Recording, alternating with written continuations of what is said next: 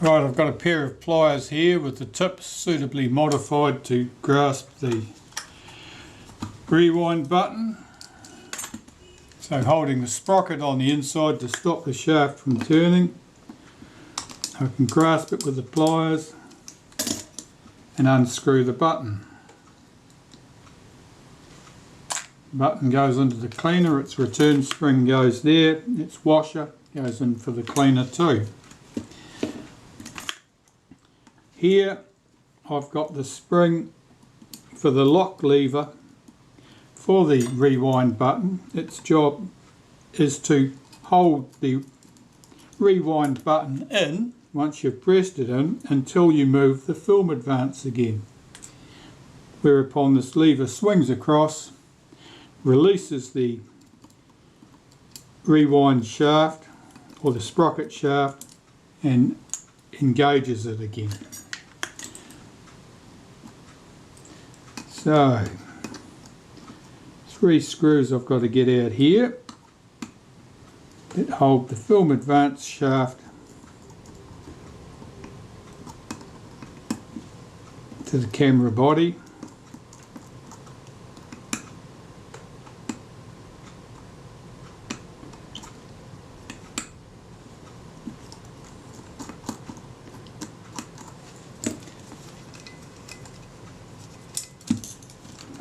One of them not loose, they look like they're loose. There we go, that's loose. This is sticky, very sticky with dried out grease. It probably hasn't been cleaned or lubricated since the camera was built 60 years ago. Just retrieving the screws. And those components go into the cleaner. That allows the plastic take-up spool to come out. That's greasy, certainly needs to be cleaned. The metal bush from the base can go through the cleaner. And there's not much left here now, but the sprocket shaft is a single screw holds the... that screw actually drives the sprocket on the shaft and push that through. There's our shaft, there's the sprocket. The sprocket usually requires no attention. Here's the clutch. Just take the bush off the top and here's our clutch, which is 3 pieces. And at that stage the body of the camera is completely stripped down. The mechanical parts are here waiting to go into the degreaser, which is what will happen to them now.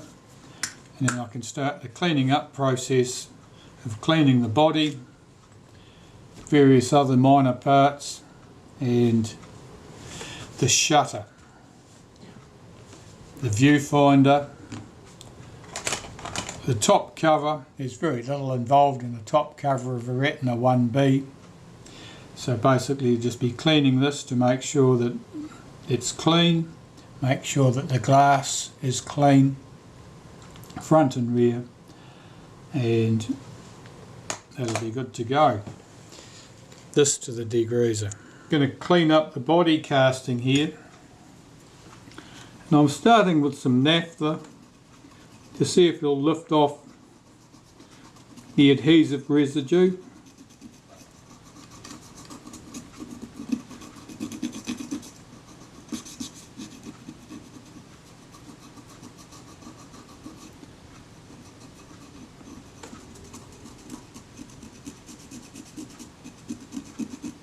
Really not making much of a dent in that at all. I'm looking at the state of my leatherette. Now there's an area right across here where the cloth is basically peeling away from the leatherette surface.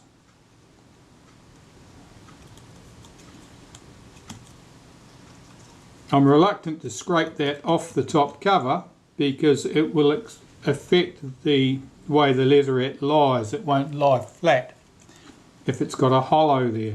So I'm going to leave that piece there alone, and I'll scrape the rest of the rubbish off there, I think. I'll try a bit of acetone, see if that moves that stuff. This is a combination of glue and some of the leatherette. Not necessarily the piece of leatherette I've taken off the camera. When cameras were comparatively new and they were being serviced in the workshop, if the leatherette was difficult to get off, it would just be torn off and a new leatherette would be fitted. Of course, these days there are no new leatherettes, and so I take great pains to get the leatherettes off in one piece. And just every now and then I can't achieve that, but I certainly attempt to do it on every occasion.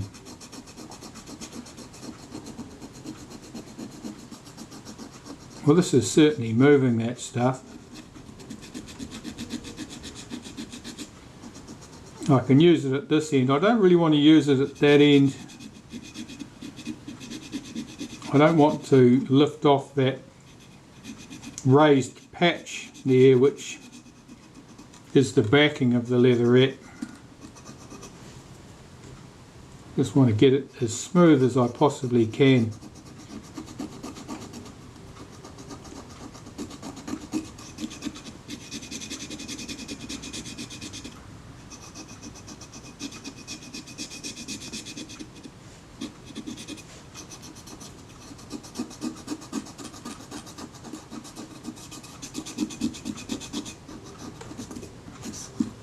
I don't want any lumps and bumps that you leave here might show through the leatherette once it's fitted.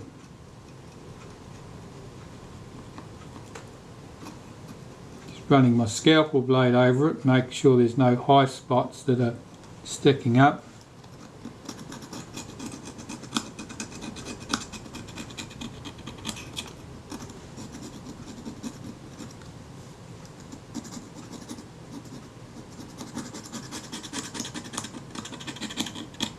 It has two lots of adhesive on here, the original adhesive from the factory and another lot when the leatherette was lifted off and either put back or replaced with another piece at a later date.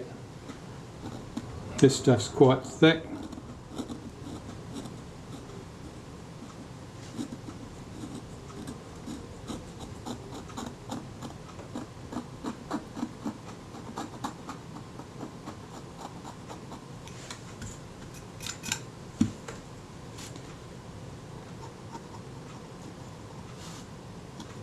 The leatherette would have been lifted off the camera if somebody needed to work on the film advance components, for example.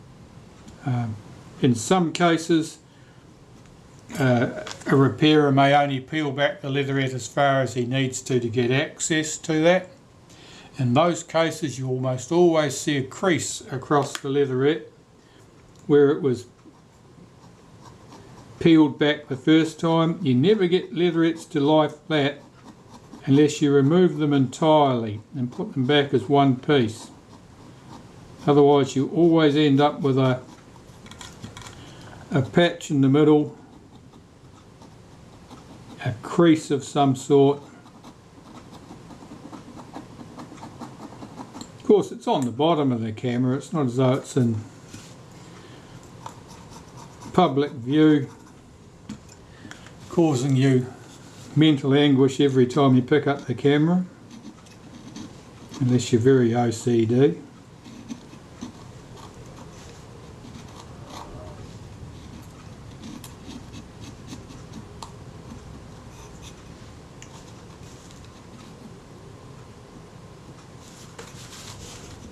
Now let's say here, that's as much as I want to clean that away. This stripe here I'm leaving in place. I don't want the top of the leatherette to end up with a hollow in it at that point. I'll wipe that to remove anything loose.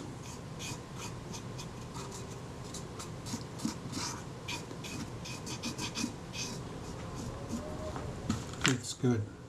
And the leatherette will just lay down over that, and it should just fit neatly into there, basically into that wiped out stripe of leatherette.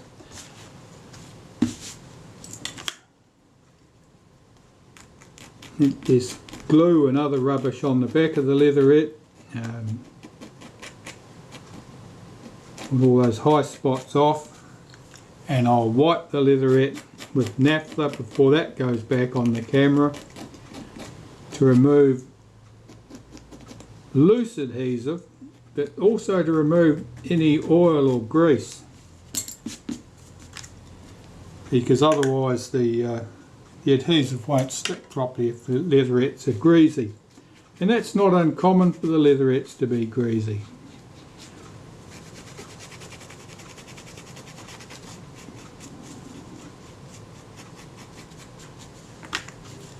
Alright, that's good. When that gets glued back on there, I think it should sit down pretty flat at that point. It shouldn't show any obvious defects there. That's good. Well, having dealt with that, I'll just deal with this base plate now. This is the chrome trim, and this is quite covered in glue.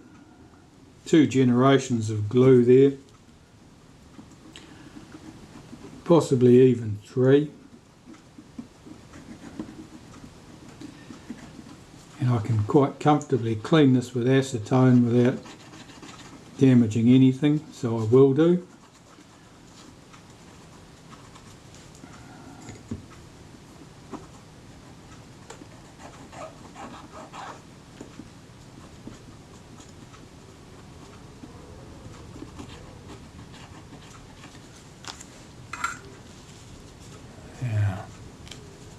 The black specks on here are pieces of the original adhesive, possibly with leatherette as well. The yellow and brown stuff is the later adhesives.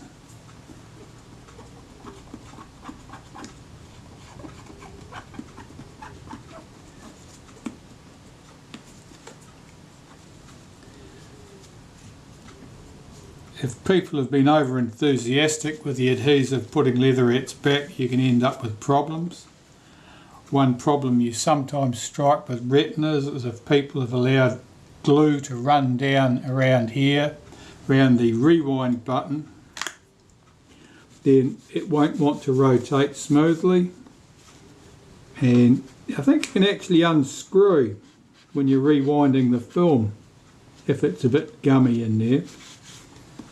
Certainly one direction or the other it can actually unscrew if it's stuck. I think it's in the rewind position. It's only if you've got glue down there, and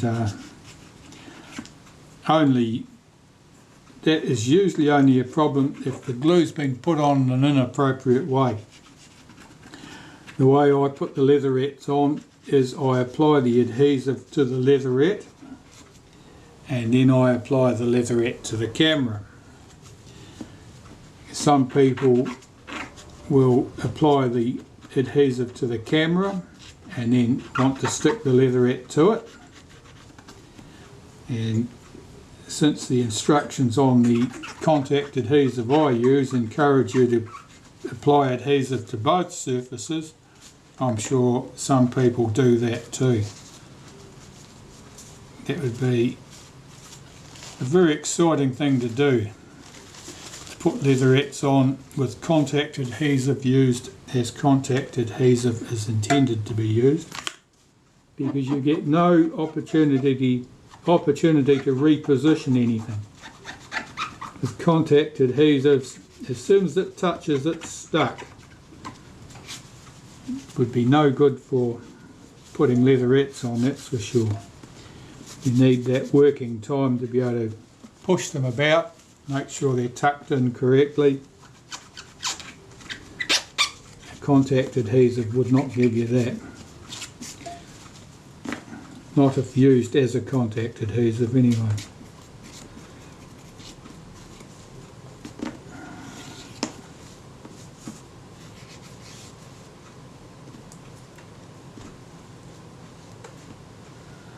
Well, that's good.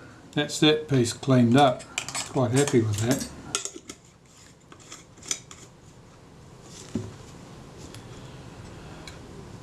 I can clean the rest of the bodywork up, I suppose.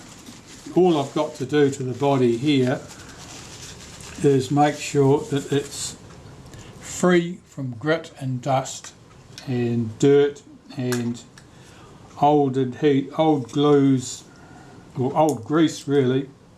In here at the base of the camera, this is where you get film chips collect here, underneath the take-up spool. And film chips are just the small pieces of film from between the sprocket holes in 35mm film. They get ripped off when people have done something they probably shouldn't have done.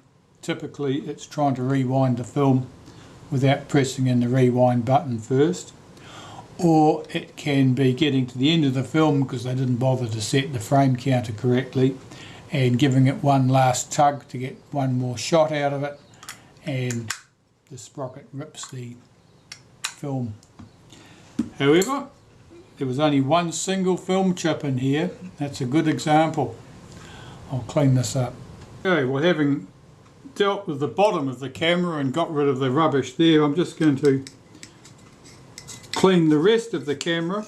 This is quite a clean example, I have to say. There's very little dirt, no great wodges of sand and grit, so it's cleaning up very quickly. It's not at all uncommon to find them absolutely filthy, full of dried grease. Sand is always a wonderful thing. Combined with dried grease, that's great because the grease attracts the sand and holds it in place, and you end up with nice flat sliding surfaces, act like sheets of sandpaper as they run over each other, or sheets of greasy sandpaper perhaps. So I'm just cleaning all the crevices everywhere that the components run. This is all on the outside of the body at this stage, top and bottom. See, as I say, this one's pretty clean, there's not much to see. And on the inside of the body, well, typically the dirty greasy spot is where at the bottom of the take-up spool, and that's gravity just ensures that stuff falls down to that position and gets trapped under the spool and gets a bit messy. Well, that looks good. So that body now, I just need to blow that out with the puffer, and that's done. The other components that I need to clean, these pieces here, typically I want to clean those. And the focus mount, is currently soaking in the degreaser. Normally I clean that by hand as well, as I'll fish that out before that gets near the ultrasonic cleaner, because the ultrasonic cleaner has a tendency to clean all the nice black dye off the anodised aluminium, which of course I don't want happening, because then I'd have to cover it back up with black paint.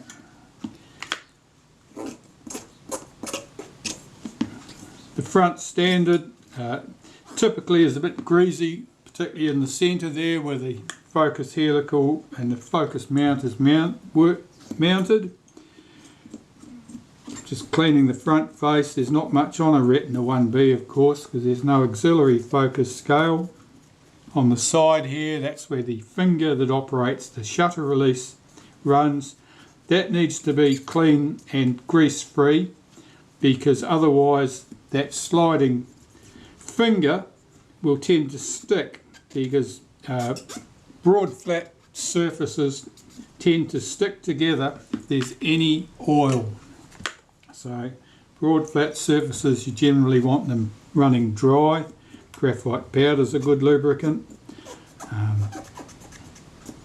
but you certainly don't want grease getting in there.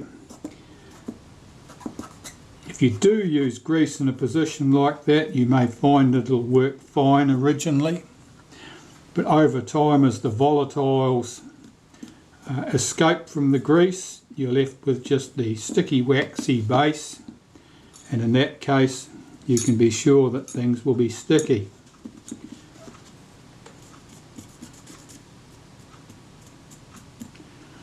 It's just a mark there I'm looking at, not sure what that is.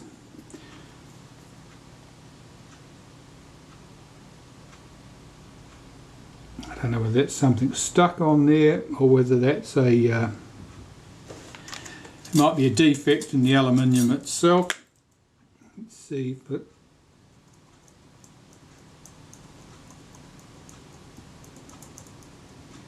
I think there's a tiny spot of corrosion. I think it's a pit.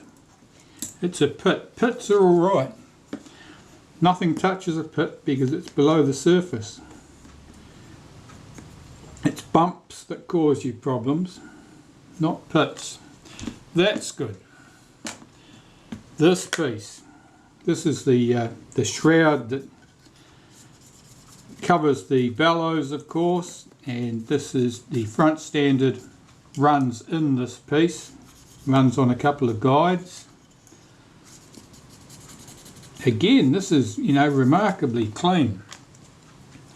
The inside surface, that's where there'll be grease. The two rails, there's two sort of guide rails here, top and bottom, that the front standard runs on. So they're greased. This one has been only ever lightly greased. I'm used to seeing them with excessive amounts of grease, and this one obviously didn't suffer from that.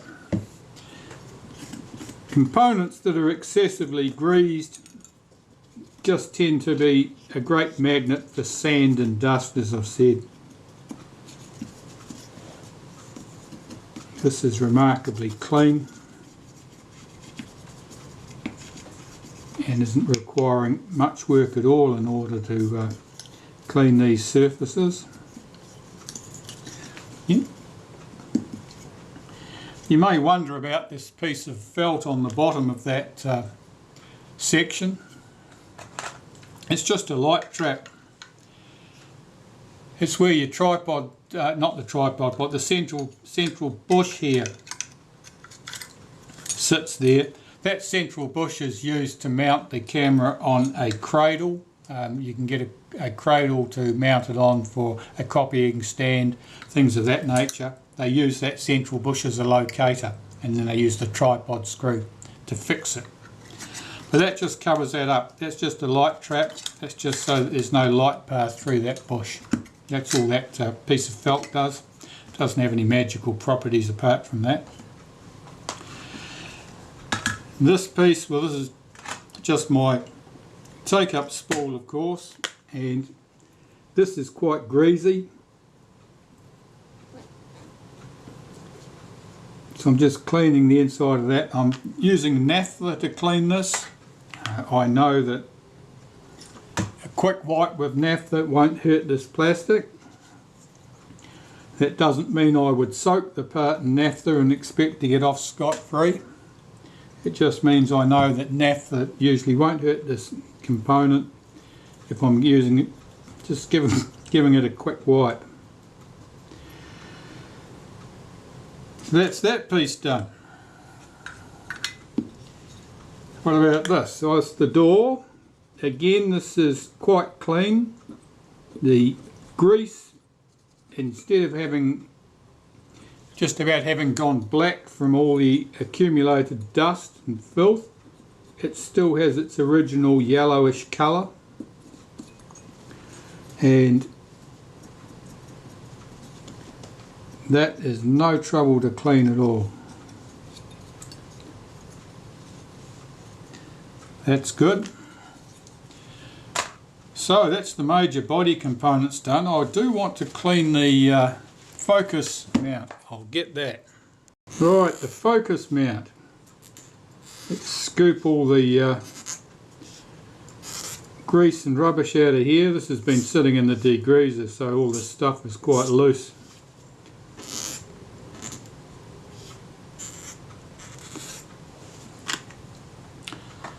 See if that'll clean up. Oh yes, that's good. Normally I would just clean this component with naphtha and a cotton bud. Use a toothpick to get in behind the two guide posts there, and take care not to bend those guide posts. If you distort them, perhaps by doing something clever like forcing them out so that you can put a cotton bud behind them to clean in there, you'll find that they won't run smoothly and your focus will be stiff as a result. So don't disturb them is the answer there.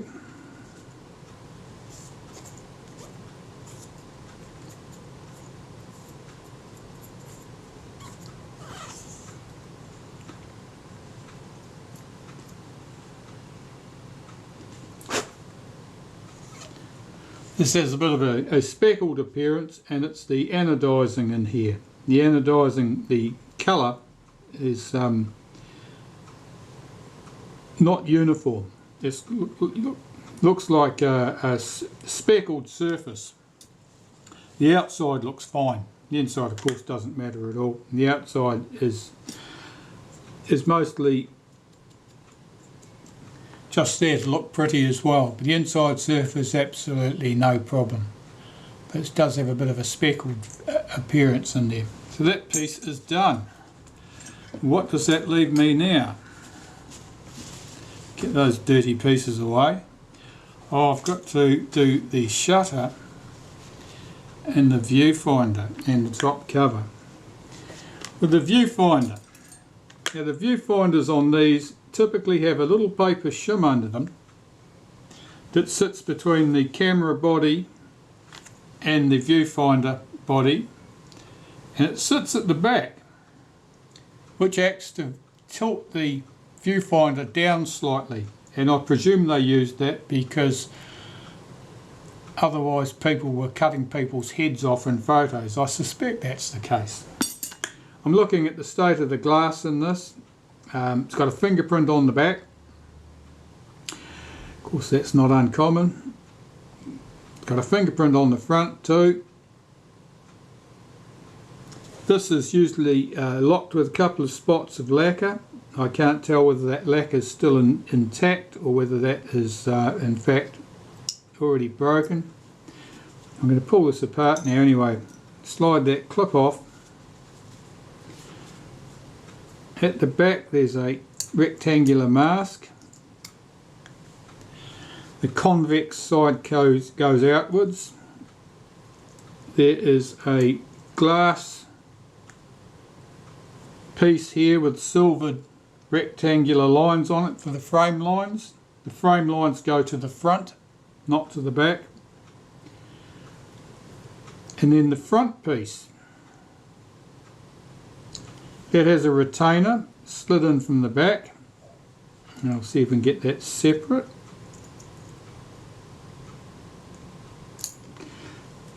It's just a spring clip.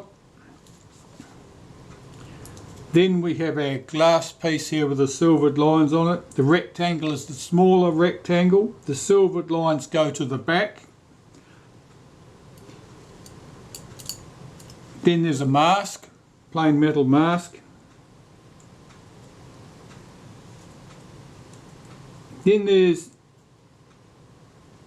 the front glass, which is a lens, and this mask at the front here has our parallax correction marks on it. There's two sides to this, a shiny side and a light side. The light side goes to the front. The front glass here is plain on the front. It is concave on the inside. And that's the frame. There's nothing to that. So I've got three pieces of glass there to clean. There's nothing exciting about that. I don't need to put that in the ultrasonic cleaner or anything like that. They can all be cleaned with domestic glass cleaner on a cotton bud and reassembled. So the viewfinder is nice and simple.